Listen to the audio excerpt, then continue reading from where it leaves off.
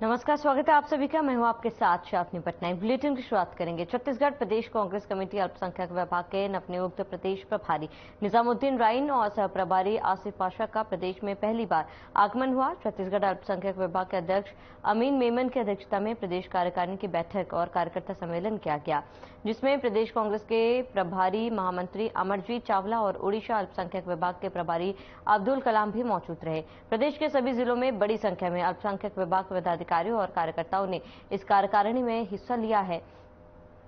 वहीं नवनियुक्त प्रदेश प्रभारी निजामुद्दीन राइन और सह प्रभारी आसिफ पाशा के स्वागत का सिलसिला जारी रहा। एयरपोर्ट से लेकर राज्य भवन तक बड़ी संख्या में कार्यकर्ताओं ने प्रभारियों का भव्य स्वागत किया। बैठक की शुरुआत से पहले झीरम शहीदों ने नमन करते हुए उनको श्रद्धांजलि अर्पित की गई। प्रदेश अध्यक्ष अमीन मेमन और पदाधिकारियों द्वारा निजामुद्दीन राइन और आसिफ पाशा का स्मृति चिन्ह भेंट कर स्वागत किया गया।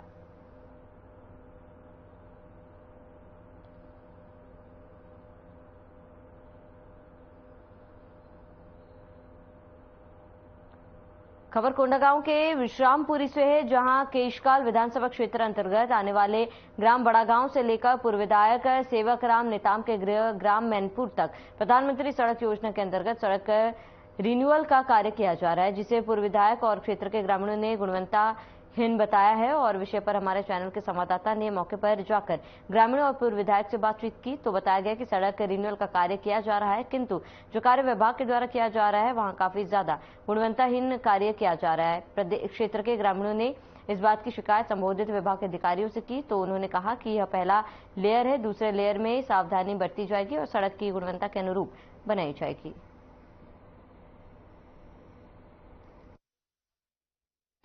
और ये रिन्यूअल कार्य चल रहा है और ऐसा स्थिति है कि एक बरसात तक भी टिकेगा कि नहीं टिकेगा समझ नहीं आ रहा है। ना ही यहाँ कोई इंजीनियर देखने आया, ना ही यहाँ कोई पीएमजीएसवाई के कर्मचारी देखने आए। बेसहारे ऐसा कोई माँ बाप नहीं है। ऐसे लग रहा है कि ये भ्रष्टाचार का भेड़ चल गया है कि अब भूपेश सरकार में सारी ऐसी भ्रष्टाचार है। जितने भी रोड बन रहे हैं इसी स्थिति में बन रहे हैं। और आज हम लोग जब अभी मैं बाड़ागांव से मैनपुर जा रहा था, जब हमारे गाड़ी चालक ने गाड़ी को ब्रेक मारा तो उखड़ने लगा है। इस प्रकार की ये अच्छी बात नहीं है। यदि उनको रिन्यूअल ही करना है तो अच्छी ढंग से करें, 2-3 साल चलने लायक लगे। लेकिन ये केवल उसी प्रकार से जिस प्रकार से हमारी बाल पक जाता है और डाई लगा देते हैं, उसी प्रकार से पीएम जैसे काम रहता है वैसे डाई लगा दिए हैं। और जब उस समय क्या है, गांव वालों अब इतना तक है कि गांव वालों मेरे साथ खड़े हैं और ये लोग बोल रहे हैं कि ये हम जिस प्रकार से डाई लगाते हैं और 1 सप्ताह में उखड़ जाता है, उसी प्रकार सेम पीएम जैसा वाई का ये रोड का स्थिति है। यही नहीं है। और एक बात और मैं कहना चाहूंगा, विश्रामपुरी से अमरावती रोड अभी बनने जा रहा है, वो भी ये वाला है। लेकिन जो जानकारी मिला है विश्रामपुरी तक है, उसके बाद जितने भी इधर विश्रामपुरी से लेकर गमरी से लेकर माकड़ी तक भी उधर के लिए कोई ये नहीं है। वहाँ भी गड्ढे हैं। और मेरा गांव है ग्राम होनावंडी और अभी मैं यही जहाँ रोड बना है रोड में ही खड़ा हूँ। मौके में जब हम लोग रोड में गए और देखे पैर से रगड़े कुदरे तो जो है निकलना चालू हो गया है, जिससे मैंने साहिब जाहिर होता है कि ये रोड में जो है ना लॉन्ग लाइफ नहीं है, ये रोड जो है बहुत जल्दी उखड़ जाएगा, ऐसा मैंने अंदाजा लग रहा है। और मौके में वहाँ ठेकेदार के मुंशी लोग कर्मचारी लोग थे, उनसे हम लोग एक जायजा लिए वहाँ के सियान लोगों के साथ। तो उन लोग बताए कि नहीं, ये जो है दूर दराज से लाते हैं हमारा मटेरियल, इससे भी थोड़ा सा क्या है ठंडा हो जाता है, इसलिए ये सब चीज हो रहा है, वैसे कोई दिक्कत नहीं। अरे भाई, ये दिक्कत का सवाल है ही है। जब हम लोग देख रहे हैं मौके में रगड़ रहे हैं तो दब रहा है, निकल रहा है, तो वास्तव में जो है इस रोड में लॉन्ग लाइफ नहीं है, बहुत जल्दी उखड़ जाएगा, जिससे यहाँ हम लोगों को दिक्कतों का सामना करना पड़ेगा। जी सर, मैं ग्राम पंचायत होनावंडी का सरपंच मुन्नाराम मरकाम। बाड़ागांव से होनावंडी मैनपुर तक ये प्रधानमंत्री सड़क योजना जो सड़क अभी जो बन रही है, डमरीकरण हुआ है, यहाँ गुणवत्ताहीन है। कर्मचारी कोई अधिकारी के अनुपस्थिति में इस डमरीकरण जो सड़क का निर्माण हुआ है अभी रिन्यूअल का काम हुआ है। कोई एक बारिश में ये रोड जो खत्म हो जाएगा ऐसा जो बना हुआ है। अभी जो 2 दिन पहले बना हुआ है डामरीकरण, अभी हम पैर में रमानते हैं, पैर में खरोचते हैं तो डामर जो बिछा हुआ पूरा निकलना चालू हो गया है।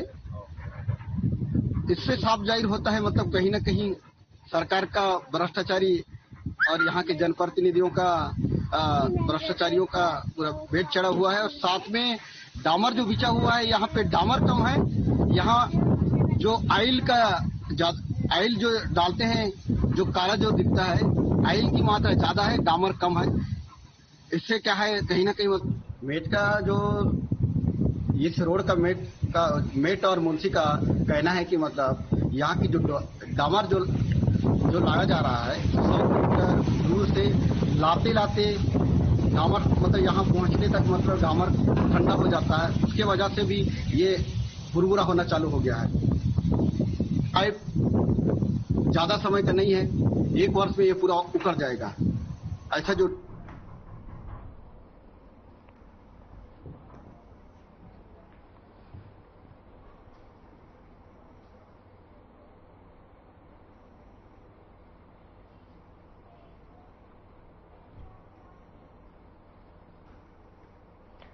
पंकाजूर जिले के अंदरूनी गांव में स्वास्थ्य सेवाएं नहीं होने के चलते ग्रामीणों को दिक्कतों का सामना करना पड़ रहा है और इसका एक और उदाहरण फिर सामने आया है, जहां पर कोयलीबेड़ा के ग्राम पंचायत स्वरूप नगर के आश्रित गांव पोरियावहूर के रहने वाले विष्णु गावड़े की देर रात अचानक तबियत बिगड़ गई और सुबह तक इंतजार नहीं किया जा सकता था। वहीं आपको बता दें, मरीज की हालत काफी खराब थी, वे पैदल अस्पताल जाने की स्थिति में भी नहीं था और वहीं मरीज को खाट पर लेटाकर ग्रामीण और परिजन बारकोट नदी के उस पार जाने के लिए निकल पड़े। संजीवनी एम्बुलेंस 108 को कॉल भी किया गया। उधर एम्बुलेंस तो नदी के पास पहुंच गई, लेकिन ग्रामीणों को देर हो गई, जिसके चलते एम्बुलेंस लौट गई।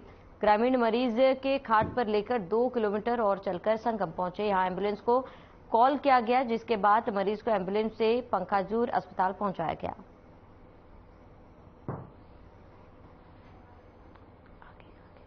तो अंदरूनी गांव में आपको बता दें कि आने जाने की सुविधा नहीं है। मरीज को लेकर खाट पर अस्पताल तक जाना पड़ रहा है। 2 किलोमीटर दूर जाने पर एम्बुलेंस सेवा मिल रही है। तो अंदरूनी गांव में स्वास्थ्य सेवाएं बदहाल है और किसी का भी इस ओर ध्यान नहीं जा रहा, जहां पर परिजनों का हाल ये है कि खाट पर लेने को मरीज को मजबूर है। करीब 2 किलोमीटर तक मरीज को खाट पर बांध कर ले जाया जा रहा है और तभी एम्बुलेंस सेवाएं मिल रही है और उसके बाद ही अस्पताल की सुविधा जो है गांव वालों को मिल रही है, जिससे अस्पताल ले जाते वक्त मरीजों की तबीयत ज्यादा बिगड़ जाती है और कई घटनाएं होती है जिस पर ग्रामीण परेशान है। बस्तर और सरगुजा में व्यापम की ओर किए जा रहे शिक्षक भर्ती प्रक्रिया में टीईटी, बीएड, एडुएड की अनिवार्यता को खत्म करने की गुहार सीपीआई ने सरकार से लगाई है। बता दें कि बस्तर और सरगुजा संभाग के लिए शिक्षकों के रिक्त पदों को भरने की प्रक्रिया चल रही है और यह व्यापम के द्वारा किया जा रहा न्यायालय के आदेश अनुसार ऐसा कहा जा रहा है कि लेकिन यह भर्ती प्रक्रिया केंद्रीकृत है, स्थानीय युवाओं का चयन नहीं हो सकेगी। इसके लिए इन सारी समस्याओं को लेकर भारतीय कम्युनिस्ट पार्टी जिला कमेटी बीजापुर ने सीपीआई नेता कमलेश झाड़ी के नेतृत्व में महामहिम राज्यपाल और मुख्यमंत्री के नाम डिप्टी कलेक्टर सुमन राज को ज्ञापन सौंपा। इस मौके पर वरिष्ठ सीपीआई नेता पी लक्ष्मी नारायण और कई कार्यकर्ता मौजूद रहे।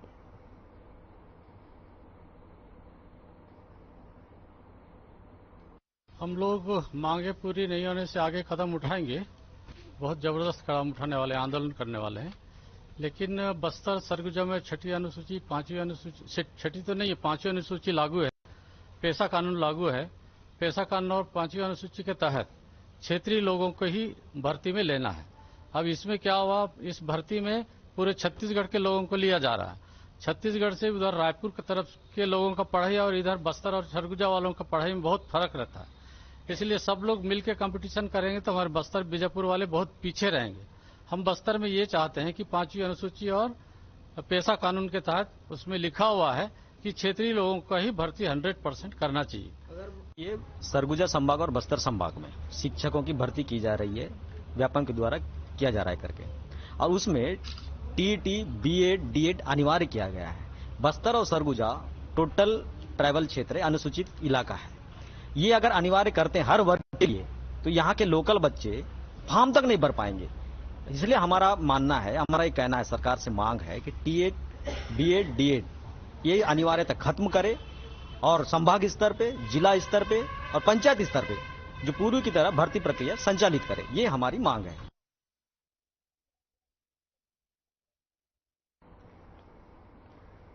धुरा गांव में महुआ शराब फैक्ट्री का गांव वालों के सामने प्रस्ताव रखा गया। प्रस्ताव को दुर्ग निवासी शुभांग चंद्राकर ने रखा था। जानकारी मिलने पर ग्रामीणों ने तुरंत असंतोष व्यक्त करते हुए इस फैक्ट्री को लगाने का विरोध किया। एक और पिछले दिनों भाजपा की ओर से चित्रकूट जलप्रताप क्षेत्र में शासन द्वारा प्रस्तावित शराब पर बनाए जाने का विरोध किया था और अब यह प्रस्ताव आने की बात पर भाजपा नेता लच्छूराम कश्यप ने छत्तीसगढ़ की कांग्रेस सरकार को आड़े हाथों लेते हुए संबंधित पत्र को कांग्रेस सरकार से जोड़ा।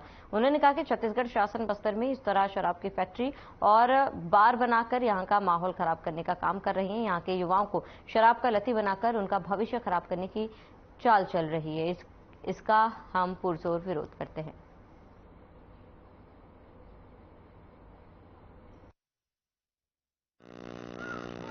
आज हम ग्राम सभा बैठक रखे थे, उद्योग से आने वाले थे साहब लोग, तो हम उनको कैंसिल करा दिए। लिखित में लिख दिए कि हम लोग नहीं देंगे। उद्योग से आने मतलब किस लिए आने वाले थे, मतलब क्या कर रहे हैं? तो उद्योग में वो प्लेट बनाने के लिए। और क्या मतलब क्या चीज़ का फैक्ट्री बनाना चाह रहे थे? मंद बनाने का। तो हम पूरे गांव वाले बोले कि हम लोग नहीं देंगे। अरे बस्तर में इसके पहले आपको बताऊं कि बस्तर क्या इसी रोड में हमारे चित्रकूट जलप्रपात की जो रिसोर्ट बन रही है, वहां पर जो है बियर बार खोलने के लिए जो है लोगों की 2 दिन हड़कंप मचाए थे। उसके लिए भी हम लोग यहाँ के सभी जनप्रतिनिधि हो, चाहे ग्रामवासी हो, चाहे किसान हो, चाहे मजदूर हो, सभी ने मिलकर उसका विरोध किया कि यहाँ पर अगर इस पवित्र स्थल पर जो कि देश विदेश के जो पर्यटक चित्रकूट जलप्रपात देखने आते हैं और उस जलप्रपात के किनारे यदि बियर बार का दुकान रहेगी तो फिर हमारी वो पवित्रता तो ऐसे ही खत्म हो जाती है। और दूसरी बात जो है, यही कांग्रेस सरकार के द्वारा जो जगदलपुर से चित्रकूट तक जो हर 1 किलोमीटर पर, आधा किलोमीटर पर जो बोर्ड लगाई गई, आप लोग भी देखते होंगे, वन राम गमन पथ, ये जो वहां पर बोर्ड लगाई गई है चित्रकूट से मैंने जगदलपुर से चित्रकूट तक, उसका भी एक आस्था, लोग जो आते हैं तो उस पर एक आस्था बनती है कि चित्रकूट में जो है एक बहुत बड़ा धार्मिक भावना से लोग आते थे, धर्म से बना के आते थे। वहाँ एक शिव मंदिर भी है, शिव मंदिर का दर्शन करते हैं, उसके बाद चित्रकूट जलप्रपात दर्शन करते हैं। और यदि इस प्रकार के बियर बार वहाँ पर खोली जाती है तो वहाँ का हमारी आस्था जो है खत्म हो जाती है। दूसरे लोग, देश विदेश के पर्यटक भी आते हैं, उनका भी आस्था नहीं रह जाता, इसलिए उन लोग के विरोध के वो शांत नहीं हुआ है। और आज जो है धुरा गांव में जो है इस पंचायत में जो है डिस्टिलरी, महुआ की डिस्टिलरी जो कारखाना खोलने के लिए इन्होंने जो इनको अनापत्ति प्रमाण पत्र मांगने के लिए सरपंच को इन्होंने आवेदन दिया है, इस विषय पर जो है इन लोगों ने पूरी तरह से पूर्णतः विरोध किया है। और वो विरोध जो इनको जायज भी है, मैं तो जायज मानता हूं, क्योंकि मैं तो इस क्षेत्र का जनप्रतिनिधि किया हूं। अभी भी जनप्रतिनिधि ऐसे चीजों पर मेरी एक रुचि रहती है कि हमारे आदिवासी भाई बहनों का, गांव ग्रामवासियों का किसी प्रकार की अहित न हो, किसी प्रकार की इनके गांव में किसी प्रकार की और कोई ऐसी अनैतिक काम न हो, इस बात को जो है मैं देखते रहता हूं। और जहां तक हो सके इसके गांव वालों को जो है इसको समझाता हूं इसमें कितने दुष्परिणाम आ सकते हैं, कैसे इस दुष्परिणाम को हम लोग कैसे झेलेंगे, इससे किस प्रकार की हानि होगी, ये बात जो ग्रामवासियों का पर समझाते रहते हैं। जिले के बीजापुर विकासखंड अंतर्गत जिला पंचायत तोयनार क्षेत्र के ग्राम पंचायत पापनपाल के ग्रामीणों की लंबे समय की मांग को पूरा करते हुए क्षेत्र की जिला पंचायत सदस्य और बस्तर विकास प्राधिकरण की सदस्य नीना रावतिया उदय ने 15वें वित्त आयोग योजना से 4500 लीटर का एक पानी टैंकर प्रदाय किया था। पंचायत वासियों को टैंकर मिलने से पीने के पानी की समस्या से निजात मिलेगा। इस टैंकर वितरण में ग्रामीणों में काफी हर्ष का माहौल है।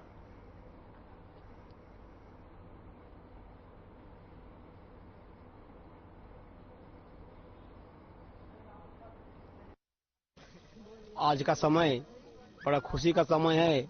गांव वाले बड़े खुशी मना रहे हैं हमारे दीदी जी के नाम का। बहुत ही अच्छा दीदी जी का हम जो निवेदन रखा था दीदी जी के साथ, या टैंकर आज हमें प्राप्त होकर हमारा पंचायत बहुत ही खुशी मना रहा है। इससे हमें भी ऐसा खुशी महसूस हो रहा है कि हमारा मांग आज पूरा कर दिया हमारी दीदी जी। हमारे क्षेत्रीय जिला पंचायत सदस्य नीना रावतिया दीदी जी का आज हमें प्रकट ये खुशी मनाते हैं कि आज हमारा यह कार्य पूरा कर दिए हैं। यह टैंकर हमारे लिए सुख समय में, दुख समय में, शादी ब्याह में आज ये टैंकर के द्वारा पानी का उचित व्यवस्था होगा, ये ऐसा हमारा मानना है। बहुत ही अच्छा है। इस काम को लेके हमारा गांव हमारे दीदी जी का बहुत खुशी मनाता जा रहा है। बस धन्यवाद दीदी जी के नाम का। धन्यवाद दीदी, धन्यवाद। मैं सबसे पहले आदरणीय नीना दीदी का मैं आभार करता हूं और धन्यवाद देना चाहूंगा हमारे ग्राम पंचायत की ओर से। और ये मांग ग्राम पंचायत की ओर से बहुत बार रखा गया था और वो मांग हमारे दीदी जी ने सुनकर स्वीकार किया और आज हमारे ग्राम पंचायत में जो टैंकर दिया है इसके लिए तहे दिल से धन्यवाद देना चाहूंगा। और ये जो मांग है हमारे गांव में बहुत हर्ष और उल्लास हुआ है आज टैंकर हमारे गांव में पाकर। और ये टैंकर हमारे हर सुख दुख में सहयोग में रहेगा और हम नीना दीदी का आभार करते हैं क्योंकि याद में रहेगा। और हमारे हर वर्ग या जो डिमांड रहता है हमारे ग्राम पंचायत का मांग रहता है उसको सुनकर हमारे बीच तक पहुंचाते हैं और हम इसी खुशी के साथ हम नीना दीदी को धन्यवाद देना चाहेंगे। ये मांग बहुत दिनों से चल रहा था कि हमें टैंकर चाहिए और पानी की समस्या को देखते हुए इस भीषण गर्मी में मैंने टैंकर देने का फैसला किया अपना निधि से और आज मैंने टैंकर दिया है। और ये जो पूरे गांव वाले जमा हुए हैं उनकी खुशी देख के मुझे अच्छा भी लगा, खुशी भी महसूस हुआ क्योंकि इस क्षेत्र में शुरू से टैंकर की मांग थी और पानी की समस्या ज्यादा है और यहाँ पर जैसे बोर की भी खोदाई होती है तो पानी का स्रोत सूख जाता है। इस वजह से मैंने टैंकर दिया और खास करके यहाँ की जो समस्याएं हैं, छठी हो गया, शादी ब्याह और सामुदायिक कार्यक्रम में बहुत यूज होता है टैंकर, वो आज हमको देखने को भी मिल रहा है। और इस क्षेत्र में जो मांग है और हमारे जो सरपंच है विजय कुड़ियम जी, ये हमेशा मांग रखे हुए थे और उस मांग को मैंने पूरा किया है।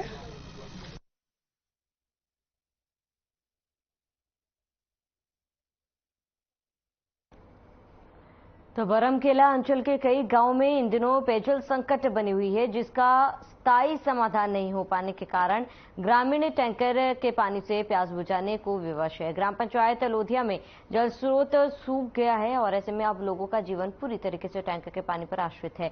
पानी की समस्या से जूझ रहे ग्रामीणों की परेशानी को देखते हुए ग्राम पंचायत लोधिया के सरपंच प्रवीण ने गंभीरता से लिया और ग्रामीणों के लिए पानी टैंकर व्यवस्था कर रोज 10 से 12 टैंकर पानी लगाकर लोगों के घरों तक पहुंचाया जा रहा है, जिससे ग्रामीण अपनी प्यास बुझा रहे हैं।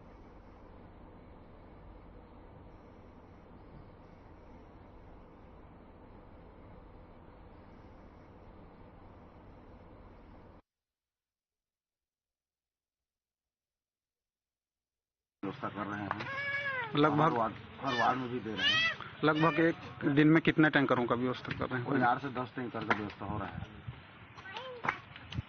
जैसे पीने का पानी तो व्यवस्था कर ले रहे हैं टैंकर के माध्यम से, लेकिन नहाने धोने की सुविधा नहाने के लिए पहले से भर के रखे थे तालाब में, उसी में चल रहे हैं, नहा रहे हैं। पर्याप्त है वो।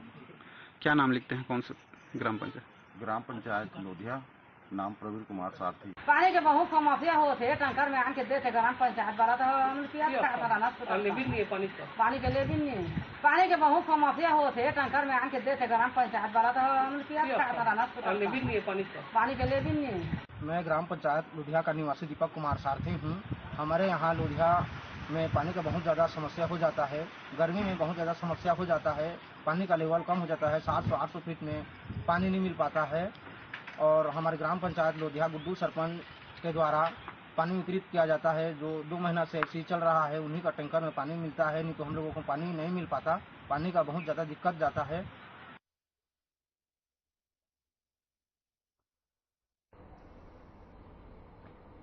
खबर रायगढ़ से, जहां भारतीय जनता पार्टी प्रदेश प्रभारी नितिन नवीन ने अपने लोकसभा क्षेत्र के दौरे पर रहे, जहां उन्होंने जिला बीजेपी कार्यालय में आयोजित पत्रकार वार्ता को संबोधित करते हुए कहा कि देश के यशस्वी प्रधानमंत्री के नेतृत्व में देश का चहुमुखी विकास हो रहा है। उन्होंने कहा, हवाई चप्पल पहनने वाली हवाई जहाज का सफर कर पाए, इस दिशा में हमारी सरकार ने काम किया।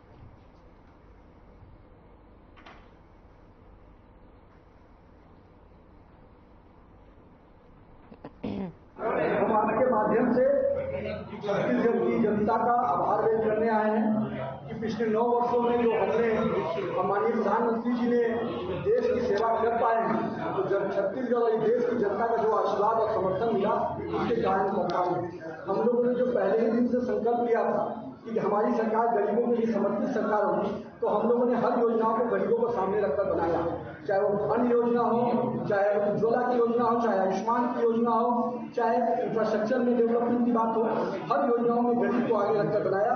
और इसी कारण से कि आज बड़ी संख्या में भारतीय जनता पार्टी का जनाधार आम समाज में, आम गरीबों में बढ़ा है। साथ ही साथ इस देश में बहुत बार सांस्कृतिक राष्ट्रवाद की बात हम करते थे, तो हमने उसको करके भी दिखाया। जो लोग लटकाने और भटकाने वाले लोग थे, हमने स्पष्ट रूप से इस देश में भव्य राम मंदिर की कल्पना का जो सपना देखा था, उस सपने को साकार किया। हम अगर कश्मीर की बात करते थे, 370 धारा हटाने की बात करते थे, तो हमने उसको करके दिखाया। वही कश्मीर का लाल चौक जो कल तक पाकिस्तान के झंडे लहराए जाते थे, आज भारत का तिरंगा लहराया जाता है। ये सारे विषय योजनाओं की बात करें तो आज 7 की जगह पर 23 एम्स बनकर तैयार है। अगर IT की बात करें तो 9 की जगह पर 21 IT बनकर तैयार है। तो ऐसे इंफ्रास्ट्रक्चर से लेकर शिक्षा के क्षेत्र में, चाहे चिकित्सा के क्षेत्र में, हर क्षेत्र में सरकार ने गरीबों को ध्यान में रखकर योजनाएं बनाई। किस तरीके से तैयारी है? स्पष्ट रूप से छत्तीसगढ़ में भी जो 36 वादे करके ये सरकार आई थी, जो धोखा देने का काम किया, हम स्पष्ट रूप से जनता के बीच में उस विषय को लेकर जा रहे हैं। चाहे गोठान का पोल खोलने का बात हो, चाहे प्रधानमंत्री आवास योजना का विषय हो, चाहे जल जल योजना का विषय हो, चाहे यहाँ पर व्याप्त भ्रष्टाचार हो, इन सारे विषयों को लेकर जनता के बीच में जाकर इस सरकार, वर्तमान सरकार के जहाँ 4 साल है, तो आपके पिछले 15 साल भी है, किस प्रकार से लगता है आपको? 4 साल आप समझिए, 4 साल के आधार पर हमको 2018, 15 साल के बाद ना हमको 2000, हमको तो हर 5 साल में रिन्यूअल मिला था ना। जनता ने हमको आशीर्वाद दिया, तब ना हम 15 साल रहे। और 15 साल के बाद 4 साल की नौबत क्यों आई सर? वो भी तो ये 4 साल के विषय तो हमको कमियां थी, तो हमको सजा मिली। लेकिन आज जो 4 साल बीते, तो 4 साल का तो हिसाब किताब देना पड़ेगा, किसको भी नहीं देना पड़ेगा, वो भी 15 साल के हिसाब।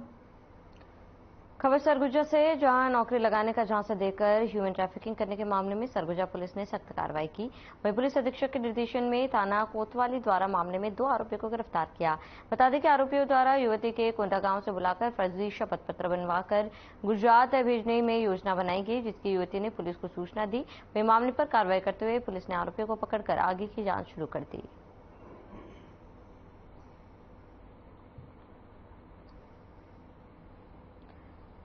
वहीं छत्तीसगढ़ सिन्हा समाज परिक्षेत्र गरियाबंद के नवनिर्वाचित पदाधिकारियों का शपथ ग्रहण समारोह वन विभाग के ऑक्सन हॉल में संपन्न हुआ है। इस अवसर पर गरियाबंद परिक्षेत्र के नवनिर्वाचित मंडलेश्वर गेदलाल सिन्हा, कोषाध्यक्ष भागीरथी सिन्हा, सचिव राजेश सिन्हा, प्रचार प्रसार मंत्री चन्नूलाल सिन्हा समेत कई लोगों ने शपथ ग्रहण की। इस दौरान समारोह को संबोधित करते हुए राजिम विधायक अमितेश शुक्ला ने कहा कि सिन्हा समाज से उनका पुराना गहरा रिश्ता है, समाज ने हमेशा उनका सहयोग किया।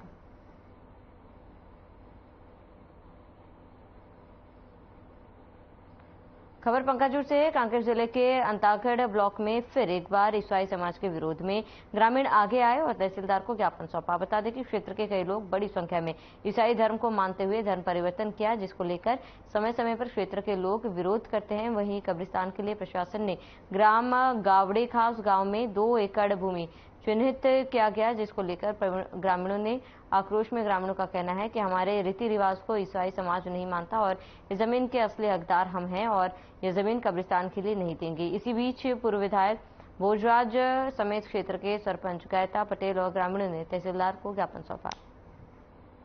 आज तहसील कार्यालय में ग्राम गावड़े खसगांव के लोगों के द्वारा एक ग्राम सभा का प्रस्ताव दिया गया है। तहसीलदार के द्वारा एक इश्तिहार निकाला गया है कि गावड़े खसगांव में 2 एकड़ जमीन मसीह समाज को कब्रिस्तान के लिए दिया जाए, इसका दावा आपत्ति पेश करें। कल गांव के गायता पटेल और सरपंच ऐसे 4-5 लोग आए थे, लेकिन यहां के तहसीलदार कहता है कि पूरा गांव के आदमी आओ, और ग्राम सभा का प्रस्ताव चाहिए। हमारे गांव में, हमारे कांकेर क्षेत्र में एक भी आदमी सरकारी रिकॉर्ड के अनुसार आवेदन देकर के ईसाई नहीं बना है। ईसाई का कोई रिकॉर्ड नहीं है। हमारे गांव में गायता पटेल गांव के समाज के मुखिया गांव की देवी देवता का पूजा करते हैं, समाज के रीति रिवाज के अनुसार काम करते हैं। हमारा बस्तर क्षेत्र 5वीं अनुसूची का क्षेत्र है। यहाँ पे पेशा कानून लागू है। गांव के गायता पटेल मांझी मुखिया और समाज के रीति रिवाज के अनुसार हमारा संविधान में हमको अधिकार है। इसलिए गावड़े खसगांव के लोग, वहां के गायता पुजारी पटेल और सरपंच और समाज के लोगों के द्वारा आज ग्राम सभा का प्रस्ताव दिया गया है। यदि कलेक्टर और तहसीलदार जबरदस्ती ईसाई कब्रिस्तान के लिए जमीन देंगे तो पूरा अंतागढ़ ब्लॉक और कांकेर जिला के आदिवासी समाज और सर्व समाज के द्वारा तहसील कार्यालय का घेराव करेंगे। और मैं कब्रिस्तान के लिए ईसाइयों को जमीन नहीं देना चाहता हूँ, क्योंकि हमारा दादा परदादा का जमीन हम सभी मतलब गांव का जमीन है। हम ईसाइयों को जमीन कभी नहीं देंगे, मेरा यही कहना है। वो कब्रिस्तान नहीं देने के लिए ज्ञापन कलेक्टर तहसीलदार महोदय का बनी देव का देबो वो मन हम काय काम करते हैं, कुछ नहीं करते कहीं नहीं जाए देवी देवता हम लाली ना काजल नहीं हम नाचे हम से रखेंगे हम नहीं देंगे।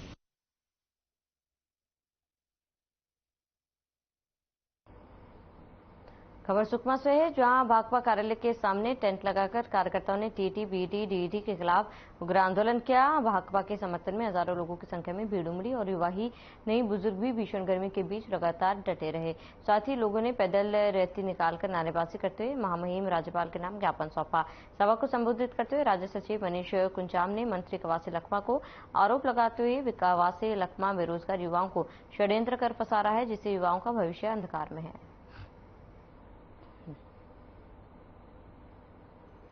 आप लोगों के माध्यम से पूरे जनता को और प्रदेश सरकार को भी बताना चाहता हूं कि ये 5वीं अनुसूची वाले एरिया है, ये शेड्यूल एरिया है। 5वीं अनुसूची स्पष्ट रूप से कहता है कि अगर कोई कानून या कोई कोर्ट का भी ऑर्डर है जो शेड्यूल 5 के इलाके में रहने वाले जो आदिवासी हैं उनके हित में नहीं है, या ऐसा ऑर्डर से वहां के लोगों को तकलीफ हो रहा है ऐसे कानून से, तो उस कानून को स्थगित कर सकती है, उस ऑर्डर को रोक सकती है ये 5वीं अनुसूची। इसका पावर है राज्यपाल को और केंद्र सरकार। और राज्य सरकार 5वीं अनुसूची के अंतर्गत जो मंत्रणा परिषद है, मंत्रणा परिषद में पारित करके राज्यपाल से निवेदन करते तो मैं समझता हूं कि ये जो कोर्ट का ऑर्डर को भी रोक दिया जा सकता है संवैधानिक प्रावधान के अनुसार। पर राज्य सरकार ऐसा नहीं करना चाहती, इसलिए ये बेकार का दलील दे रहे हैं कि कोर्ट का ऑर्डर। इस इलाके में इस तरीके का ऑर्डर यहाँ चल नहीं सकता जो यहाँ के लोगों के खिलाफ। अब अगला कदम आपका क्या होगा, चूंकि आप तो आज समाप्ति घोषणा कर चुके हैं, तो अगला कदम क्या है? अभी देखेंगे आगे क्या है। बाकी और जो समाज वाले हैं, दूसरे संगठन के लोगों से चर्चा करेंगे, तो उसके बाद आगे की रणनीति तय करेंगे। और चलिए इसी के साथ इस बुलेटिन में फिलहाल में सब देते हैं। देश प्रदेश की तमाम बड़ी खबरों के लिए बने रहे हमारे साथ।